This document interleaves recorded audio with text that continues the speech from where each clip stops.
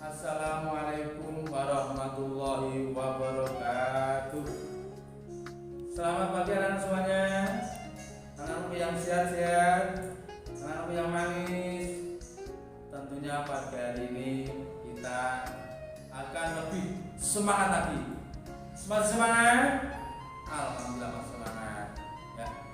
Anak-anak, pagi hari ini kita akan mempelajari lagi di kelas 5, yaitu bab yang ke-7 atau pembelajaran yang 7, yaitu mengenal Rasul-Rasul Allah.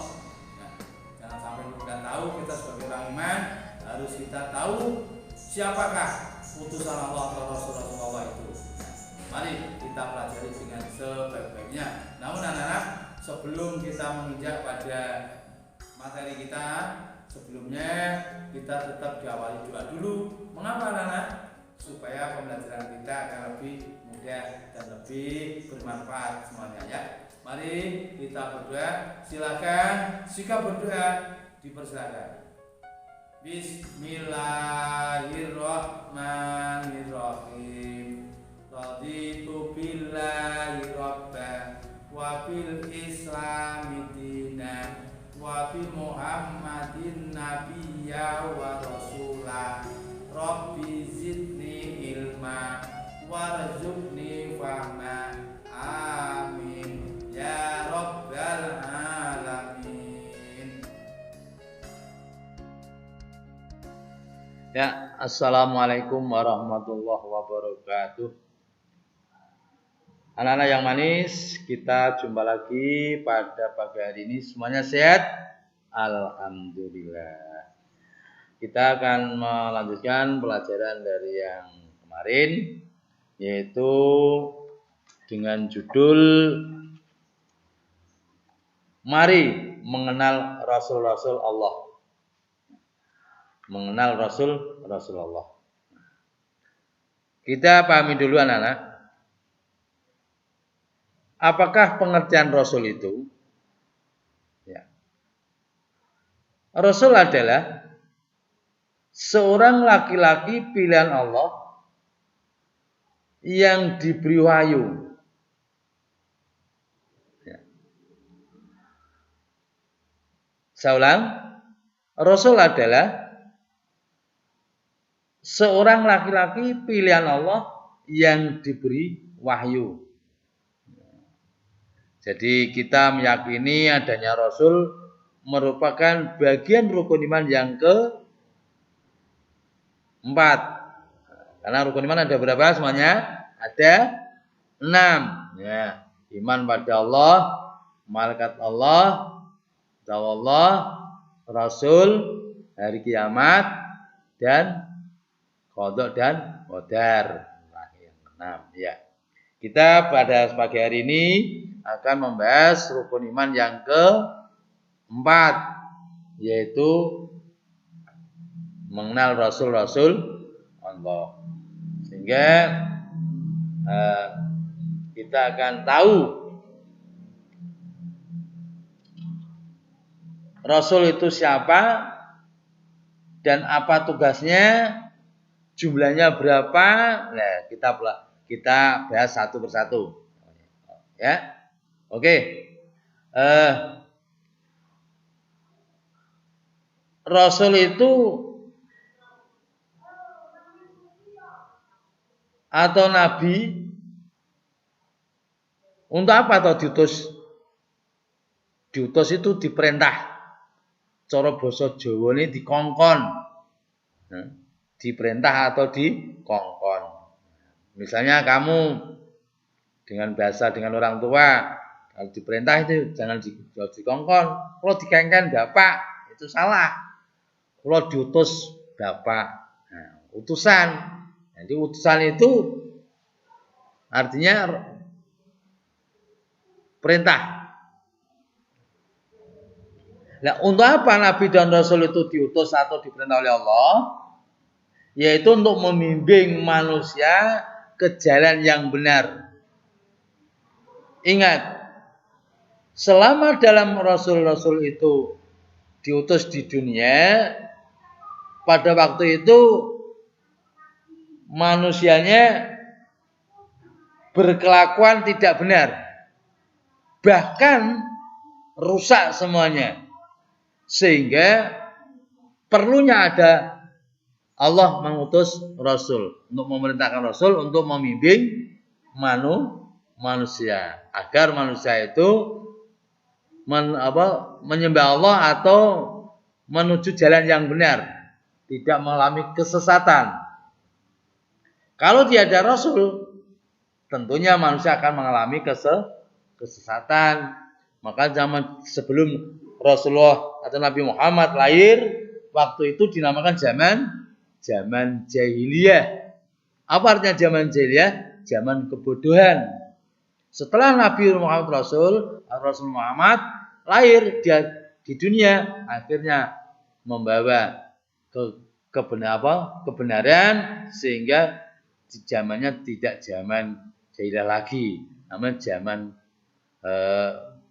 kebenaran atau zaman terang benderang.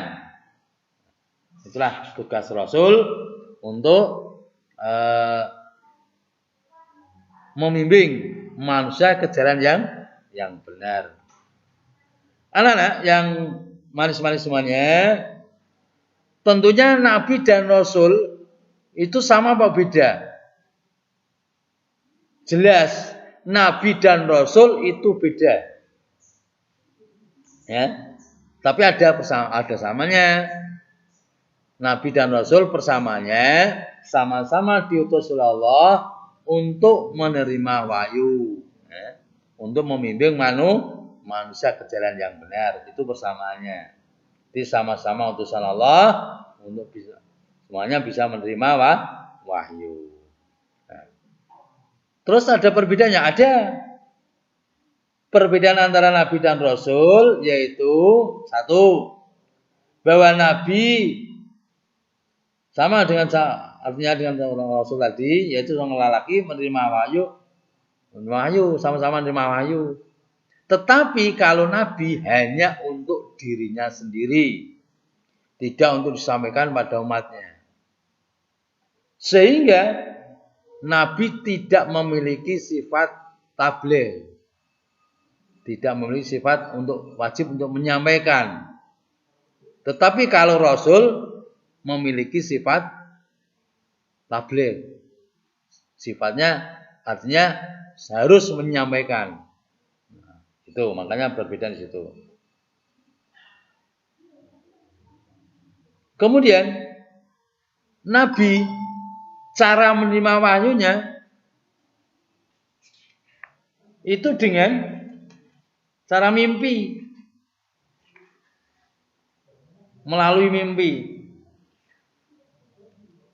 Berbeda dengan Rasul. Kalau Rasul menerima wahyu dengan melalui malaikat,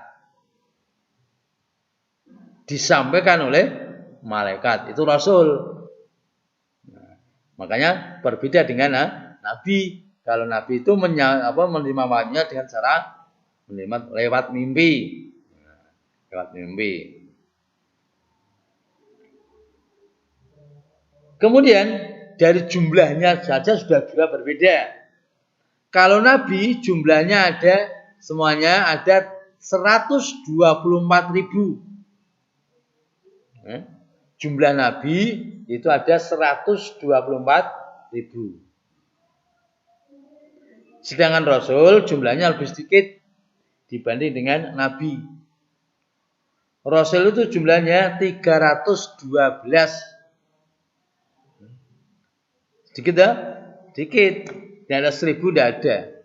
Hanya 312 seorang Rasul. Sedangkan Nabi tadi berapa? 124.000. Banyak sekali Nabi ya. Kalau Nabi itu lebih banyak dibanding dengan Rasul. Rasul itu hanya 312 saja. Itu dari antara perbedaan dengan persamaan. Saya ulang lagi, jadi Nabi dan Rasul itu persamanya ada sama-sama diutus oleh Allah menerima wahyu untuk membimbing manusia.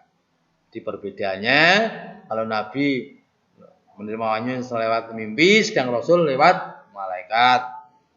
Kemudian yang kedua perbedaannya Nabi jumlahnya lebih banyak, sedangkan Rasul lebih sedikit. Itu perbedaannya.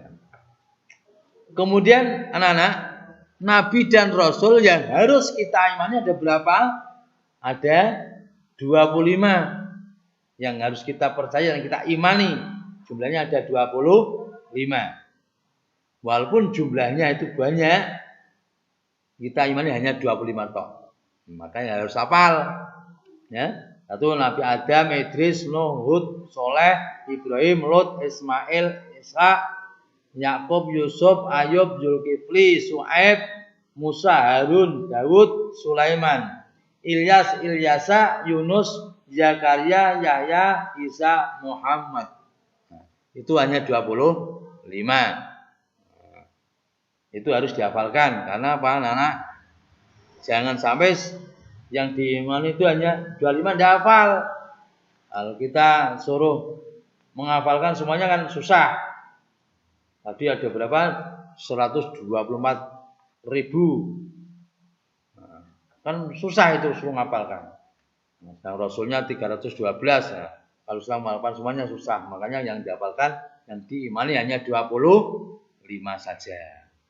Nah, 25 itu anak-anak, ada Rasul yang istimewa, yang luar biasa.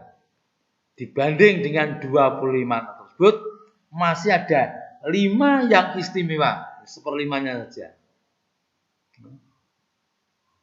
Nah, yang 5 ini dinamakan atau mendapat gelar sebutan ulul azmi, ya, sebagai ulul azmi. Ada berapa Rasul yang mendapat gelar ulul azmi? Ada 4. 1 Nabi Nuh, 2 Nabi Isa, 3 Nabi Musa, 4 Nabi Ibrahim, 5 Nabi Muhammad sallallahu alaihi wasallam. 5 ini yang mendapat gelar Rasul ulul azmi. Apa artinya ulul azmi? Yaitu sesuatu ketabahan atau kesabaran yang luar biasa dibanding nabi-nabi yang lain. Ini 5 ini yang istimewa, yang mendapatkan gelar ulul azmi, sehingga 5 ini dimakan sebagai yang istimewa. Ya. Demikian anak-anak perjumpaan kita mengenai mengenal Rasul Allah atau utusan Allah. Nah, karena lebih yakin kita karena sudah dibimbing oleh nabi-nabi yang dulu, dibimbing nabi yang sudah pernah membimbing kita, makanya kita harus harus menjadi baik. Jangan seperti zaman jahiliyah dulu, karena zamannya sekarang sudah tidak zaman jahiliyah. Makanya harus bisa dibedakan antara zaman jahiliyah dengan zaman yang terang benderang seperti ini, ya. Artinya zaman kebenaran.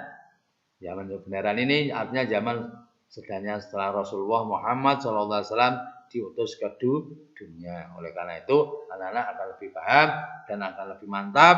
Kita yakin akan menuju jalan yang benar untuk menyembah pada Allah Subhanahu wa taala. Mudah-mudahan ada manfaatnya. Terima kasih. Pada pagi hari ini kita akhiri dulu. Sampai jumpa pada pertemuan yang akan datang. Terima kasih.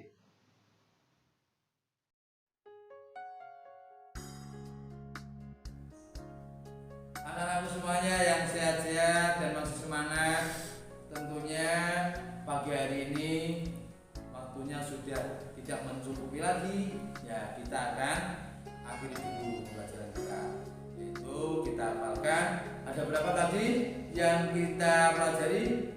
Nabi dan Rasul yang kita imani ada 25. Ya, mari kita hafalkan 2 nyanyian tadi supaya hafalnya lebih mudah, ya. Di rumah dihafalkan, di rumah untuk dipelajari agar kita lebih hafal lagi, ya. Oke, ya. Terima kasih atas perhatiannya semuanya. Semoga pembelajaran kita pagi hari ini ada manfaatnya semuanya. Mari kita tutup dengan baca tahmid. Alhamdulillah.